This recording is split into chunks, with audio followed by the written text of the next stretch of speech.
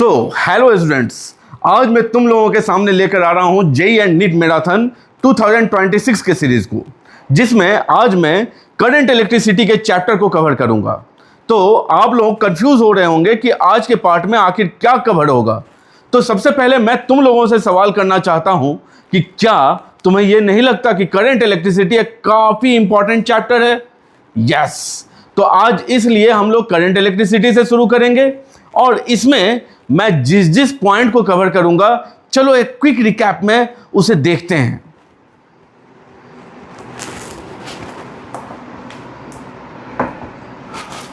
आज मैं कवर करने वाला हूं सबसे पहले तो माइक्रोस्कोपिक प्रॉपर्टीज। अब कई सारे बच्चे जो कि इस पर्टिकुलर प्रॉपर्टी से अवेयर नहीं है, वो इस चीज को भी सोच रहे होंगे कि आखिर सर इसमें माइक्रोस्कोपिक प्रॉपर्टी में मैं क्या क्या पढ़ूंगा। तो सबसे पहले मैं तुमसे एक सवाल पूछना चाहता हूं कि एक कंडक्टर है, इस कंडक्टर को मैं अगर दुकान से परचेज करने जाऊं तो क्या तुम्हें लगता है कि इसमें करंट दौड़ रहा होगा? नहीं। अच्छा, अगर मैं करंट दौड़ाना चाहूं तो आखिर क्या करना होगा? तो निश्चित ही सर बैटरी लगाना पड़ेगा। अब ये बैटरी जैसे ही लगाते हैं तो कुछ तो गेम चेंज होता है, जिस कारण से करंट दौड़ना शुरू होता है। बोलो यस और नो। और इसी दोनों डिफरेंस को आज हम लोग समझेंगे सबसे पहले, जिसे हम लोग कवर करेंगे मैक्रोस्कोपिक प्रॉपर्टी में। तो देखो, आज के पॉइंट में हम लोगों का सबसे पहला पॉइंट क्या होगा? निश्चित ही यह होगा नंबर डेंसिटी, जिसे हम लोग बहुत प्यार से स्मॉल n से लिखते हैं। और ये एक इंपॉर्टेंट पार्ट कवर करता है इस पर्टिकुलर, जितने भी हम लोगों के सामने फॉर्मूला आएंगे उसमें हम लोगों का ये एक बहुत ही इंपॉर्टेंट पार्ट कवर करता है। इसके साथ साथ हम लोग देखेंगे आज थर्मल स्पीड के बारे में। भैया ये थर्मल स्पीड कहाँ से आ गया?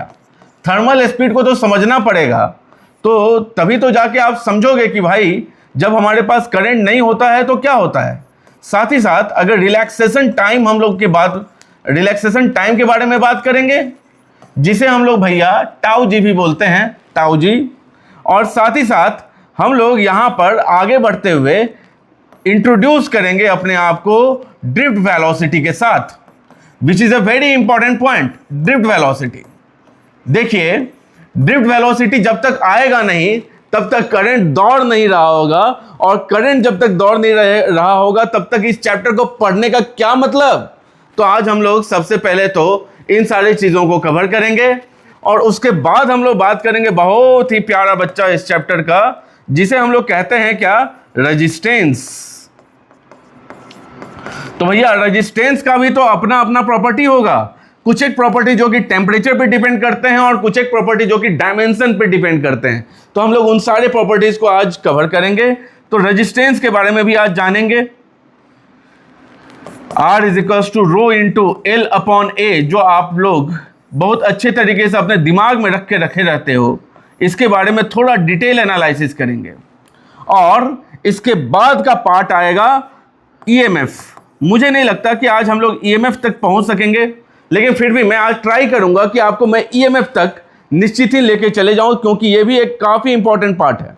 और देखो, मैं इसके साथ साथ आप लोगों के लिए और क्या क्या लेके आया हूं। देखो, मैं कई सारे PYQs उठा के लाया हूं जो कि जेईई के भी हैं, और साथ ही साथ आप देखो यहाँ पर नीट के PYQs भी हैं। तो आज हम लोग इस तरीके से देखें तो कई सारे PYQs भी कवर करेंगे और ऐसे कई सारे पॉइंट्स भी कवर करने वाले हैं। तो प्लीज लास्ट तक बने रहो, ताकि आज का सेशन बहुत ही इंटरेक्टिव हो, और पेन और पेपर लेके तैयार रहो। क्यों? क्योंकि हमारे साथ साथ आप भी प्रैक्टिस करते चलो। ओके, तो चलिए आज मैं स्टार्ट करता हूं अपने इस सेशन को। मैं सबसे पहले आप लोगों के सामने लेके आना चाहूंगा नंबर डेंसिटी को। Number density, okay, what is number density? तो भैया it is written as n होता क्या है? नंबर ऑफ इलेक्ट्रॉन्स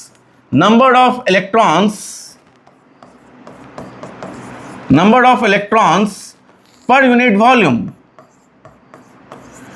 क्यों जरूरी है? जरूरी इसलिए है कि आप समझने की कोशिश करो कि हमारे पास मान लो कि इस तरीके का कुछ कंडक्टर है और इस कंडक्टर में कई सारे चुक चुक चुक चुक चुक चुक चुक चुक चुक चुक चुक चुक चुक चुक चुक चुक कई सारे इलेक्ट्रॉन्स हैं। तो भैया ये इलेक्ट्रॉन क्या शांत बैठे होते हैं? बिल्कुल नहीं, ये निश्चित ही मोबिलिटी में होते हैं, यानी कि मोशन में होते हैं। तो if we have to understand it, तो हम लोगों को कोई ना कोई एक पैरामीटर तो लेके चलना पड़ेगा। तो आपको क्या लगता है कि क्या अगर मैं कंडक्टर उठाऊं तो उसके वॉल्यूम में इलेक्ट्रॉन होगा या बस ऊपरी लेयर पे इलेक्ट्रॉन होगा? क्या आपको लगता है? तो आज हम लोग निश्चित ही क्योंकि कंडक्टर का बात कर रहे हैं, आज हम लोग करंट इलेक्ट्रिसिटी पढ़ रहे हैं ना बालक, तो आज हम लोग कंडक्टर का बात कर रहे हैं। अगर इंसुलेटर का बात करें तो उसमें तो भैया करंट ही नहीं दौड़ेगा। तो आज हम लोग कंडक्टर का बात कर रहे हैं और इस कंडक्टर में जो इलेक्ट्रॉन है वो पूरे अंदर में भी बैठा होता है। तो निश्चित ही मैं आपको बोलना चाहूंगा क्या कि इस इलेक्ट्रॉन के मोशन को समझने के लिए मैं बोला सबसे पहले कि मान लेते हैं कि V वॉल्यूम में n नंबर ऑफ इलेक्ट्रॉन्स हैं। There are n number of electrons in V volume of any conductor. तो बताइए, मुझे एक बात बताइए कि अगर मैं यूनिट वॉल्यूम का बात करूं तो क्या आपको लगता है कि यूनिट वॉल्यूम में कितने नंबर ऑफ इलेक्ट्रॉन्स होंगे?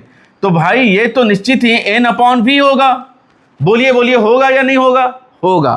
तो अगर ये n/v होगा तो इसे हम लोग क्या लिख रहे हैं? इसे हम लोग बोल रहे हैं कि this is the only thing which is said as number of electrons density, means electron की डेंसिटी कितनी है। अब देखिए यहां पर बात खत्म नहीं होता। अब अगर मुझे यूनिट का वैल्यू मालूम चल गया तो भाई मैं कितने भी डिस्टेंस का बात करूं, यानी कि मैं अगर बोलूं कि मुझे सर यूनिट वॉल्यूम का अगर मुझे नंबर ऑफ इलेक्ट्रॉन्स मालूम चल गया है तो मुझे आप बताइए सर x मीटर क्यूब में कितने नंबर ऑफ इलेक्ट्रॉन्स होंगे? तो भाई कुछ मत करना, सर एक यूनिट वॉल्यूम में इतने नंबर ऑफ इलेक्ट्रॉन्स हैं तो x वॉल्यूम में कितने होंगे? तो n/v इंटू x। ऐसे हम लोग अगर करते गए तो हमें ये तो मालूम चलता रहेगा कि n नंबर ऑफ इलेक्ट्रॉन्स हैं। बोलिए हाँ या ना? क्योंकि आप सभी बहुत ही अच्छे स्टूडेंट हैं फिजिक्स के, तो आपको Q equals two plus minus any वाला फॉर्मूला तो याद ही होगा। बोलो हाँ या ना? निश्चित ही याद होगा। तो मैं कहना बस इतना चाहता हूं कि इसका बहुत बड़ा रोल है आगे आने वाले टॉपिक्स में। मैं बोला कि इसका ऑर्डर क्या है, व्हाट इज द ऑर्डर? इसका ऑर्डर है 10⁻28 पर मीटर क्यूब। अब देखिए मैं आपसे बोला कि ये किस चीज पे डिपेंड करता है, on what thing this n depends on. So n depends on metal, यानी कि कंडक्टर। अब देखिए मैं बोला कि कंडक्टर कोई एक चीज तो है नहीं, कॉपर भी कंडक्टर, एल्युमिनियम भी कंडक्टर।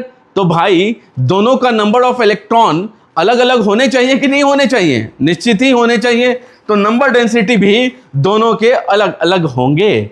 तो मैं आपको कहना बस इतना चाहता हूं कि जैसे जैसे आप मटेरियल बदलोगे नंबर डेंसिटी भी बदल जाएगी। चलिए ये रहा बात हमारे नंबर डेंसिटी के बारे में। फिर हम लोग बात करते हैं आगे, और मैं अब आपको लेके चल रहा हूं किससे? अब हम लोग बात करेंगे थर्मल स्पीड के बारे में। We are now going to talk about thermal speed. भैया थर्मल स्पीड क्या है? तो आप लोग क्योंकि एक बहुत ही अच्छे स्टूडेंट हैं तो मैं थोड़ा सा रिलेट करूंगा आपको उस चैप्टर से, काइनेटिक थ्योरी ऑफ गैसेस से, जो हम लोगों ने क्लास 11th में पढ़ा है। आप लोगों को कुछ याद होगा वहां पे कि ये हम लोग मॉलिक्यूल्स के ईच मॉलिक्यूल के बारे में पढ़ते थे और हर एक पार्टिकल का खुद का अपना एक ब्राउनियन मूवमेंट हुआ करता था। बोलो वो याद है या नहीं याद है? अगर नहीं याद है तो देखो यहाँ पे देखने के बाद आपको निश्चित ही समझ आ जाएगा। ये कोई बहुत बड़ा रॉकेट साइंस में नहीं बताने वाला हूँ, मैं आपको बोलना बस इतना चाहता हूँ कि वहाँ पर हम लोग ने काइनेटिक एनर्जी को देखा था 3/2 kT के फॉर्म में। और यहाँ मैं बोल रहा हूँ कि भाई जब हम लोग किसी भी कंडक्टर को अगर हम लोग यहाँ पर देखें किसी भी कंडक्टर को मैं अगर यहां पर देखूं तो इस कंडक्टर में जितने भी इलेक्ट्रॉन्स हैं, जितने भी इलेक्ट्रॉन्स है भाई, चुक चुक चुक चुक चुक चुक चुक चुक चुक चुक चुक चुक चुक चुक, ये जितने भी इलेक्ट्रॉन्स हैं, क्या आपको लग रहा है कि ये सारे के सारे इलेक्ट्रॉन बस शांति से बैठे हैं? नहीं नहीं नहीं नहीं, इनमें मोशन है। इनमें क्या है? मोशन है। मैं अभी अभी बताया कि मोशन है। तो अगर ये मोशन है तो निश्चित ही यहां पर क्या होगा? निश्चित ही यहां पे काइनेटिक एनर्जी भी होगा। अब देखिए बात समझिए, यहां ये काइनेटिक एनर्जी जो है इसको एनालिसिस किया गया कि जब हम लोग मार्केट से कंडक्टर लेने जाते हैं तो भाई उसमें कोई भी इलेक्ट्रॉन आगे अगर बढ़ रहा होता तो करंट होता, लेकिन करंट तो है नहीं। अगर करंट होता तो हम लोग मार्केट से जैसे ही कंडक्टर उठाते भैया झटका लगता कस के, लेकिन वो लगता है क्या? नहीं। तो हम लोग ये कह सकते हैं, क्या कह सकते हैं बताइए? हम लोग ये कह सकते हैं कि electron has done no motion, वो मोशन किया ही नहीं है भाई। अगर वो इलेक्ट्रॉन ने मोशन नहीं किया है तो हुआ क्या है? No displacement, no displacement at all. तो भैया ऐसा आपने कभी कंडीशन पढ़ा है या नहीं पढ़ा है? पढ़ा है सर। कहां पढ़ा है? काइनेटिक थ्योरी ऑफ गैसेस में। हर एक पार्टिकल अपना ब्राउनियन मूवमेंट कर रहे होते थे और नेट डिस्प्लेसमेंट जीरो होने के कारण वो आगे बढ़ ही नहीं पा रहे हैं, वो उसी पर्टिकुलर बाउंड्री के अंदर खुद को घुमा रहे हैं, लेकिन नेट डिस्प्लेसमेंट क्या हो रहा है? जीरो। तो भैया अब मेरा सवाल है, क्या मैं इसको उसके साथ रिलेट कर दूं? हाँ कर दो भैया। क्यों नहीं करोगे? इसलिए करोगे क्योंकि इलेक्ट्रॉन भी कुछ उसी तरीके का बिहेवियर शो कर रहा है।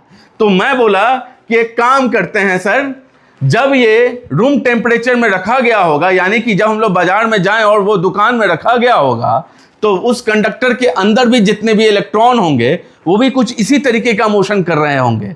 और ये जो मोशन कर रहे हैं ना अंदर, इससे करंट नहीं बन रहा, लेकिन ये मोशन तो कर रहा है।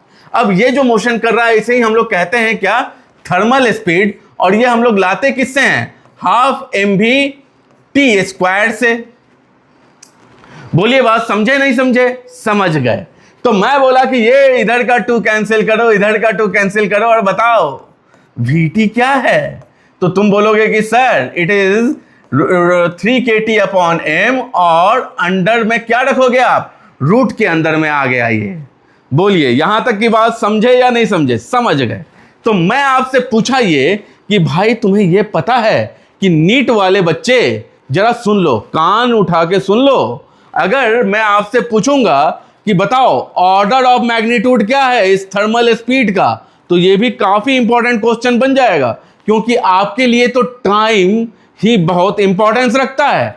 तो आप जरा समझिए, इसका जो ऑर्डर ऑफ मैग्नीट्यूड है, इसका जो ऑर्डर ऑफ मैग्नीट्यूड है ये क्या है? The order of magnitude for this is nothing but, बोलिए कितना है? बोलिए बोलिए, 10⁵ मीटर पर सेकेंड। भाई मेरे ये इतने तेज स्पीड से दौड़ रहा है, अगर हम लोगों को दौड़ा दिया जाए तो पूरी तरीके से लंका लग जाएगी, लेकिन लगाना नहीं है। अभी हमें बना रहना है इस चैप्टर के साथ। पहले मुझे ये बात बताइए कि आपको ये बात समझ आई कि नहीं आई? बात समझ आ गई। तो मैं आपको ये कहना चाह रहा हूं कि इसका ऑर्डर ऑफ मैग्नीट्यूड कितना है? 10⁵ मीटर पर सेकेंड। और हाँ, यहां स्टार लगाइए। स्टार क्यों लगाएंगे? स्टार क्योंकि ये काफी इंपॉर्टेंट है, very important for NEET students.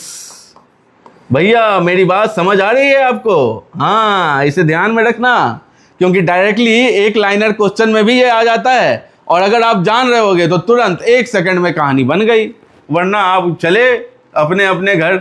बात समझ आई या नहीं आई? What is thermal speed? So at room temperature, what is the room temperature brother? At room temperature it is 300 kelvin. भाई मेरे ये 300 केल्विन का बात हो रहा है। Eight room temperature all electrons do the Brownian movement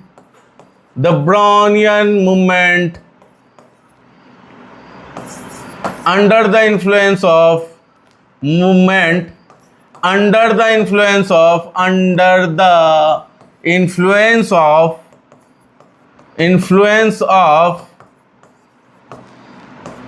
thermal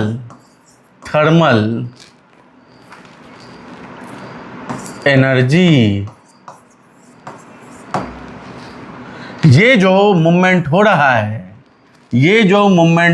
है, इस मूवमेंट की हम लोगों ने बात की और हमारे सामने आया कि थर्मल स्पीड इतना आता है √3 kT/m। और आपको यहां पर एक बात समझ आ गया होगा कि thermal speed is directly proportional to √T। इसका मतलब क्या? टेम्परेचर बढ़ाओ थर्मल स्पीड बढ़ेगा, टेम्परेचर घटाओ थर्मल स्पीड घट जाएगा। भाई समझ आया? हाँ समझ आ गया।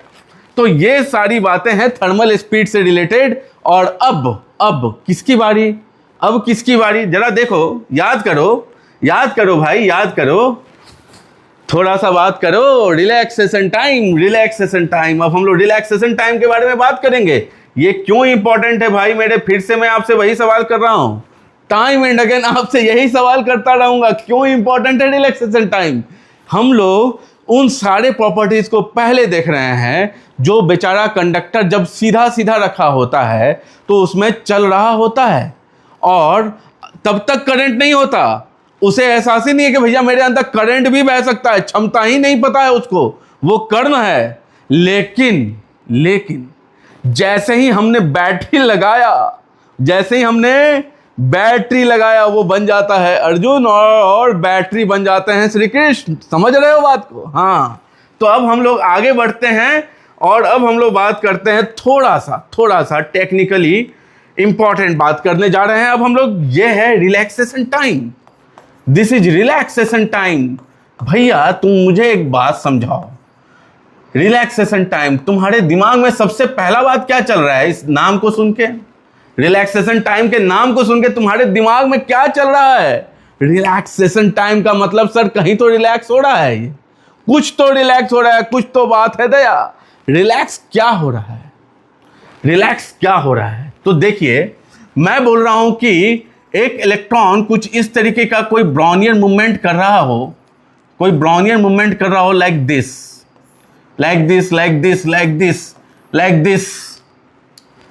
तो एक पोजीशन से दूसरे पोजीशन पे आने के लिए जो टाइम ये ले रहा है, that time is T1, this is T2, this is T3, this is T4, this is T5। I am considering कि ये जो इलेक्ट्रॉन है वो जब आगे चलता है तो बहु भैया अगर सीधा चल गया होता तो कुछ तो डिस्प्लेसमेंट करता, लेकिन वो कर रहा है क्या? नहीं। अगर कर रहा होता तो करंट होता, लेकिन करंट तो नहीं है, तो निश्चित ही यहां पर क्या है भाई? डिस्प्लेसमेंट तो 0 है। तो ये जो इलेक्ट्रॉन जब आगे बढ़ रहा होता है तो थोड़ा अरे तिरछे रास्ते से होते होते अपने गांव के बुजुर्ग के जैसा आराम से चलता है। ऐसा है क्या? नहीं, आराम से नहीं चलता। स्पीड अभी आपने देखा है कितनी स्पीड होती है। तो एक पोजीशन से दूसरे पोजीशन में आने के बीच का जो टाइम है, इसे हम लोग कह रहे हैं क्या? इंडिविजुअल टाइम को T1, T2, T3, T4 and T5। अब मैं आपसे एक सवाल पूछा कि भाई मेरे किस टाइम को आप लेंगे? T1 कंसीडर करेंगे, T2 कंसीडर करेंगे, T3 कंसीडर करेंगे, क्या कंसीडर करेंगे यहां से यहां आने का टाइम को? तो आपने कहा भाई मुझे समझ नहीं आ रहा सर कि मैं क्या कंसीडर करूं। तो मैं बोला कि भाई मेरे एक काम करो, एवरेज ले लो, T1 plus T2 plus T3 plus T4 plus T5 and plus ना जाने कितना T and then Tn and divided by n। ये आपको क्या दे दिया? Relaxation time. भैया यही तो टाइम था जिसमें कि ये आराम कर रहा था, और इसी टाइम के आधार पे आप अब बात करेंगे आगे का, जब बैटरी लगेगा उसके समय का। तो अब देखिए, यही टाइम है जिसमें कि ये यहां से यहां आगे बढ़ रहा है। और मैं अगर बोला कि ये रिलैक्सेशन टाइम किस चीज पे डिपेंड करता है, तो आप जरा सोचिए, हमने जैसे ही टेम्परेचर बढ़ाया तो स्पीड का क्या हुआ था? स्पीड का, थर्मल स्पीड का, भैया थर्मल स्पीड भी बढ़ा था। थर्मल स्पीड जब स्पीड बढ़ेगा तो समय घटेगा या बढ़ेगा? समय निश्चित ही घटेगा। तो भाई मेरे, ये बात आपको समझ आ रही है क्या कि टाइम बढ़ाओ रिलैक्सेशन टाइम घटेगा, टाइम बढ़ाओ रिलैक्सेशन टाइम घटेगा। तो रिलैक्सेशन टाइम आपने जैसे ही घटा लिया तो आप एक बात समझे क्या कि रिलैक्सेशन टाइम किस चीज पे डिपेंड कर रहा है? Relaxation time depends on temperature, it depends on temperature. And मैं आपको बोला कि भाई इसका भी तो ऑर्डर दिमाग में रखना होगा, इसका भी ऑर्डर ऑफ मैग्नीट्यूड है, इसका भी ऑर्डर ऑफ मैग्नीट्यूड है। इसका ऑर्डर ऑफ मैग्नीट्यूड कितना है? 10 to the power -14 मीटर पर सेकेंड। ये सारे पॉइंट्स इंपॉर्टेंट है भाई, जो नीट वाले स्टूडेंट्स हैं उनके लिए ध्यान देना, जेई वाले आपके लिए तो ये सारे इंपॉर्टेंट हैं। तो आप लोगों को मैं ये बोल रहा हूं कि आप लोग बस दिमाग में रखना कि रिलैक्सेशन टाइम क्यों जरूरी है। तो रिलैक्सेशन टाइम वो टाइम है जो एवरेज है हर इंडिविजुअल टाइम पीरियड का, जो एक इलेक्ट्रॉन रास्ते में आते समय ले रहा होता है अपने सफर को पूरा करने के लिए। तो देखिए ये T1 + T2 + T3 T4 T5 इन सारे का एवरेज लिया गया और वही हमारा रिलैक्सेशन टाइम बन गया। समझ गए? बोलिए यस और नो। यस है तो निश्चित ही हर्ट बनाइए और हमारे कमेंट बॉक्स को भर दीजिए हर्ट से। और हाँ, आप लोग अभी तक जितने भी पार्ट को कवर किए इसे आप लोग साथ ही साथ अपने दिमाग में भी बैठाते चलिए। What is relaxation time? It is the average of average value, average और mean value of time taken by individual electron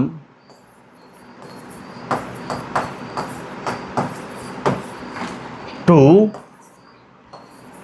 move। I hope आप सभी लोग ये बात समझ गए होंगे।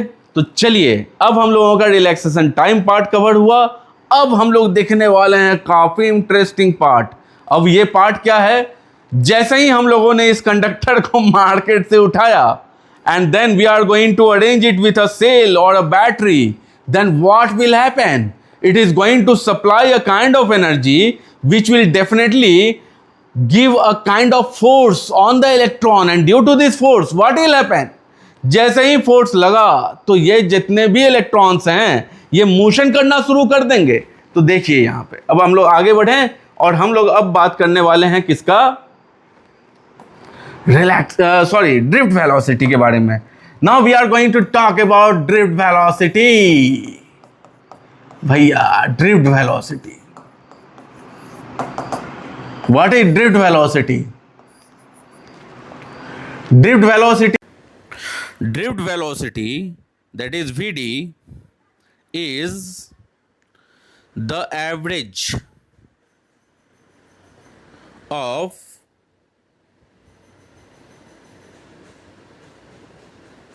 all the individual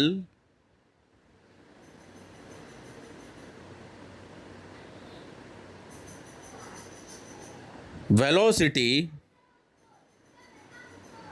under the influence of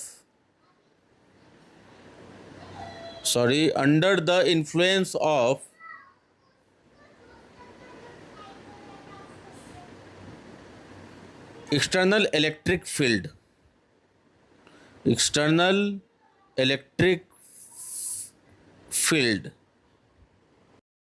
electric field का मतलब क्या समझे? एक्सटर्नल इलेक्ट्रिक फील्ड के बारे में क्या समझे? जरा बता दो, बताओ। देखिए ये हमारा कंडक्टर है और इस कंडक्टर को हम लोगों ने जोड़ दिया किससे? एक वायर से। इस वायर में लगा है एक सेल और ये सेल क्या किया? इसके पास ये है बेचारा एक हायर पोटेंशियल और ये है हमारा एक लोअर पोटेंशियल। जब तक वायर में कोई रेजिस्टेंस नहीं है, तब तक पोटेंशियल उस वायर का सेम होगा। यानी कि ये अगर लोअर पोटेंशियल है तो यहाँ पर भी ये वही लोअर पोटेंशियल आ गया। कहने का मतलब अगर इस जगह का पोटेंशियल आपने रेफरेंस माना है 0, तो यही 0 इस जगह का भी पोटेंशियल बन गया। साथ ही साथ अगर आपने यहां का पोटेंशियल भी माना, जो बड़े वाले डंडे के साथ लगा वायर है, उस पॉइंट को अगर आपने एक पोटेंशियल का नाम दिया, उस पॉइंट का पोटेंशियल आपने अगर भी मान लिया है, तो ये जब तक रेजिस्टेंस नहीं है तब तक वही पोटेंशियल आगे भी कैरी हो गया। यानी कि यहां का पोटेंशियल भी, वहां का पोटेंशियल 0, यहां का पोटेंशियल भी, यहां का पोटेंशियल 0। तो भाई मेरे एक बात बताओ, यहां इस दोनों के बीच का जो पोटेंशियल डिफरेंस है वो क्या हुआ? V। क्या हुआ? V। और अगर पोटेंशियल डिफरेंस आ गया तो क्या इलेक्ट्रिक फील्ड आया? आया या नहीं आया? तुम बोले सर कैसे आया? मैं बोला एक बात बताओ, यहां से यहां का डिस्टेंस आपको पता है? हाँ सर पता है। तो आपको क्या यह भी पता है कि V will be equal to E into D, और अदरवाइज आप ये कह सकते हो कि E is equal to V by D. V कौन सा भी है? Potential difference. क्या है V? पोटेंशियल डिफरेंस, और D इज द डिस्टेंस। तो अब मुझे एक बात बताओ, इलेक्ट्रिक फील्ड आया या नहीं आया? आ गया सर। अब मुझे एक बात समझाइए, जो इलेक्ट्रॉन कंडक्टर के अंदर थे जब हमने बैटरी नहीं लगाया था, उनके साथ क्या होगा? अब उनके ऊपर फोर्स लगना शुरू होगा। बोलो आप सभी लोग मेरे बात से सहमत हो या नहीं हो? यस। तो मैं बोला कि यहां पर जितने भी इलेक्ट्रॉन थे, चुक चुक चुक चुक चुक चुक चुक चुक चुक चुक चुक चुक चुक चुक चुक, इन सारे इलेक्ट्रॉन के ऊपर क्या लगा? इलेक्ट्रिक फील्ड लगा सर। क्या लगा? इलेक्ट्रिक फील्ड लगा। इलेक्ट्रिक फील्ड की वजह से क्या होगा? ये सारे के सारे इलेक्ट्रॉन मोशन में आ जाएंगे। किस में आएंगे? मोशन में आ जाएंगे। अब इस मोशन के कारण क्या होगा बताइए?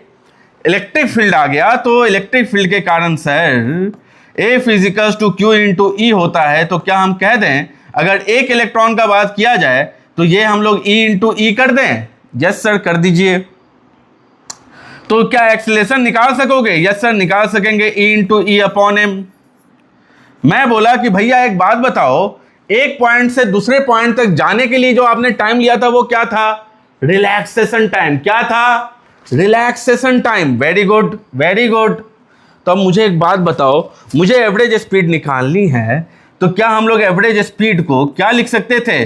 v is equals to U plus AT, U plus AT, क्योंकि एक्सेलरेशन आ गया ना, इलेक्ट्रिक फील्ड है तो एक्सेलरेशन आएगा या नहीं आएगा? आएगा। अब मुझे एक बात बताओ, v is equals to U plus AT, पहले ये मोशन कर रहा था क्या? तो आप बोले कि सर यस कर रहा था ना, थर्मल स्पीड था ना। मैं बोला वो वाला मोशन नहीं भाई, वो मोशन जिसके कारण इलेक्ट्रॉन आगे शिफ्ट हो, नेट डिस्प्लेसमेंट 0 ना हो, आगे बढ़े आगे, वो वाला स्पीड था क्या? नहीं था सर। और आप तो जानते हो कि रैंडम थर्मल मोशन के कारण जो एवरेज इनिशियल वेलोसिटी होती है वो 0 होती है। ड्रिफ्ट वेलोसिटी तो एवरेज स्पीड थी, और एक्सीलरेशन तो इलेक्ट्रिक फील्ड के वजह से है, E into E upon M and into tau. Yes, it is the drift velocity. It is the drift velocity. Drift velocity is nothing but E into E upon m into tau. Tau is tau g, relaxation time. तो हमारे सामने आ गया क्या? Drift velocity. इसका order क्या होता है भाई? इसका ऑर्डर होता है 10 to the power -4 मीटर पर सेकेंड। इसका ऑर्डर क्या होता है? 10 to the power -4 मीटर पर सेकेंड।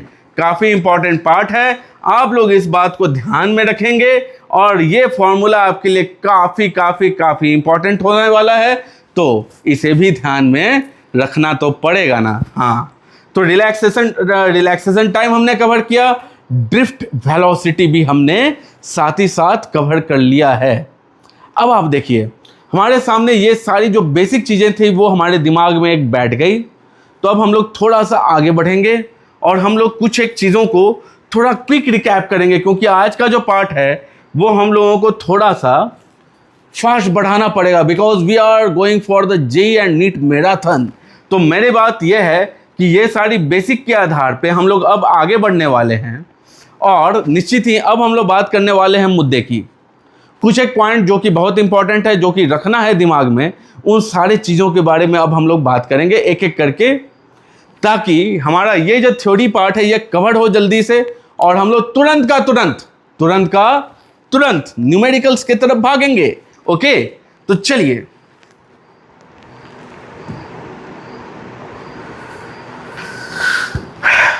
अब देखते हैं यहां। Now we are going to talk about some important points, जैसे कि करंट का एक फॉर्मूला होगा NEA, इट इज NEA/VD। ये N क्या है? This is number density. ये क्या है? Number density. और ये किसके इन्फ्लुएंस की बात हो रही है? ड्रिफ्ट वेलोसिटी की बात हो रही है। किसकी बात हो रही है भाई? ड्रिफ्ट वेलोसिटी की बात हो रही है। तो आप इस चीज को ध्यान में रखेंगे। और अगर आपको करंट मालूम चल गया तो एक बात ध्यान रखिएगा कि एक होता है करंट डेंसिटी। मैं अगर करंट निकालना चाहूं तो करंट हमारा करंट डेंसिटी से भी निकल के आता है, current density dot area vector. Current density dot area vector ये आपको देता क्या है? करंट। और इसको अगर हम लोग आगे ब्रेक करें तो it will be written as JA cos theta. JA cos theta. J क्या है? J is the current density. J is the current density. तो भाई मेरे डॉट प्रोडक्ट भी आ ही गया यहां पे। तो अगर हम लोग बात करें करंट का, तो करंट का क्या क्या बात हम लोगों ने किया? NEA/VD। अगर हम लोग इसको थोड़ा सा रिदमिक बनाना चाहें तो आप उल्टा पढ़ेंगे, उल्टा सीधा कर लें। अगर अगर इसको बनाना चाहें अपने सपनों की दुनिया का वीणा, तो आप बना सकते हैं इसको वीणा, आपकी सपनों की दुनिया की वीणा। करंट आपके सपनों की दुनिया की चीज है। देखिए, अगर आप लोगों को प्रैक्टिकली महसूस करना है तो जाके कर सकते हैं, लेकिन अदरवाइज आप लोग सपनों में इसे वीणा समझ सकते हैं। और हाँ, N is number density, E is electron, A is area of cross section, VD is drift velocity। I अगर हम लोग करंट डेंसिटी के टर्म में देखना चाहें तो it is J dot A। अब भाई देखिए, यहां पर एक बहुत ही इंपॉर्टेंट पॉइंट आता है। जैसे ही आप लोग यहां पे मल्टीप्लीकेशन का बात कर रहे हो तो देखिए यहां पर तो भाई NE जो है वो सारी की सारे कांस्टेंट पार्ट है। N और E जो है वो आपको दे दी जाएगी।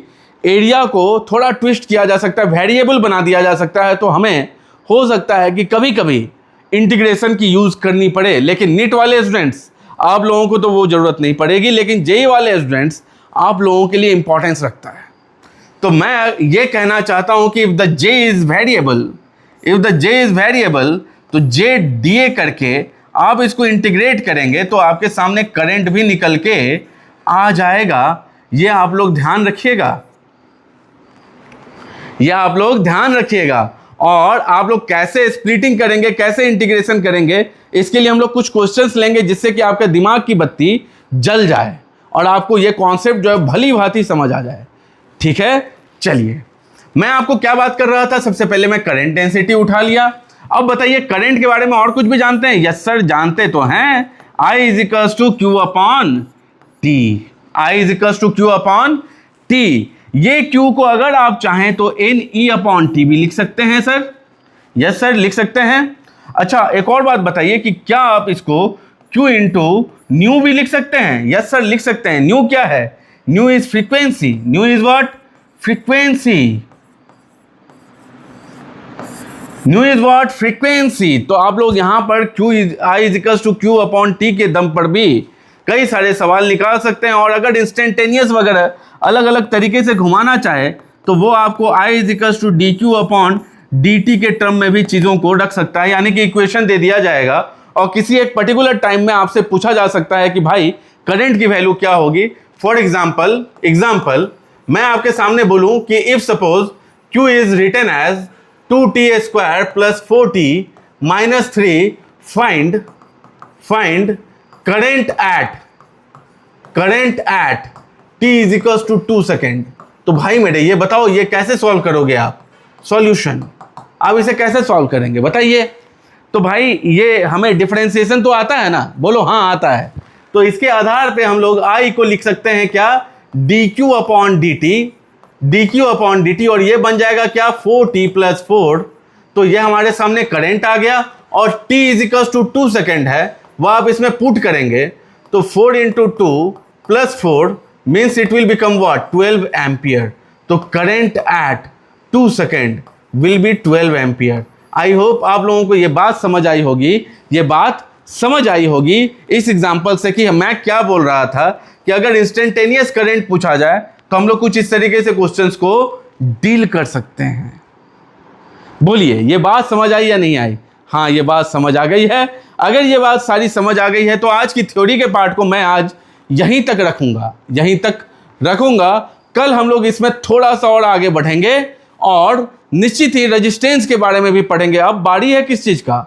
अब बारी है पीवाईक्यूज का। अब हम लोग धीरे धीरे पीवाईक्यूज भी कवर करने की कोशिश करते हैं ताकि साथ ही साथ हमारा हर एक पार्ट कवर होता चले। बोलिए आप सहमत हैं या नहीं? यस। तो चलिए आज का पार्ट मैं यहीं पे कवर करता हूं और मैं उम्मीद करता हूं कि आप लोग बहुत अच्छे तरीके से चीज़ों को समझे होंगे। मैं बहुत जल्द यानी कि कल ही आगे के कॉन्सेप्ट्स, आगे के टॉपिक्स को लेकर आऊँगा और कल मैं पीवाईक्यूज को कवर करूँगा। तो चलिए इस सीरीज में बने रहिए और अपने प्यारे और आपके अपने नितेश सर के साथ इस फिजिक्स को समझने का लुत्फ उठाइए। थैंक यू वेरी मच और लाइक सब्सक्राइब करना मत भूलिएगा। Thank you.